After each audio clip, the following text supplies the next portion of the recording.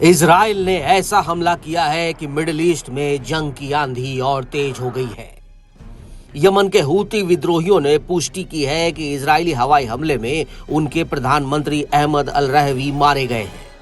यही नहीं, इस हमले में कई और मंत्री भी ढेर हो गए।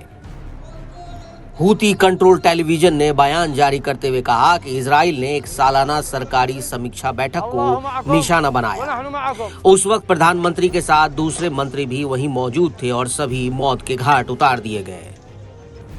हम योद्धा अहमद गालिब अल रहावी और उनके कई मंत्रियों की शहादत की घोषणा करते हैं। उन्हें अपराधी और विश्वासघाती इजरायली दुश्मनों ने उस वर्कशॉप के दौरान निशाना बनाया जिसका आयोजन सरकार अपने कार्यकाल के दौरान नियमित रूप से करती है।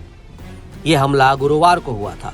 हम महान यमनी लोगों को बताना चाहते हैं कि सरकार और ईश्वर की कृपा से अपने कर्तव्यों का पालन करती रहेंगी और सभी संस्थाएं यमनी लोगों को वही सेवाएं देती रहेंगी।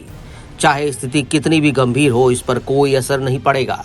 ये हमला सीधे तौर पर इजराइल के प्रधानमंत्री नेतन्याहू की मंजूरी से हुआ।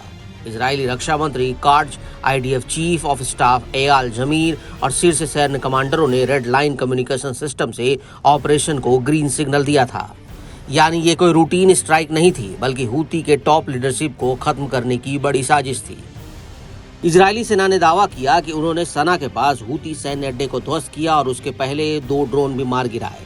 लेकिन यहाँ कहानी उलटने लगी है। हूती विद्रोही कह रहे हैं कि ये हमला सैन्य ठिकानों पर नहीं बल्कि नागरिक इमारतों पर किया गया। उन्होंने इसे युद्ध अपराध बताया और अंतर्राष्ट्रीय कानून की धज्जियां उड़ाने का आरोप लगाया। यमन का स्वास्थ्य मंत्रालय इसे वॉर क्राइम कह रहा है।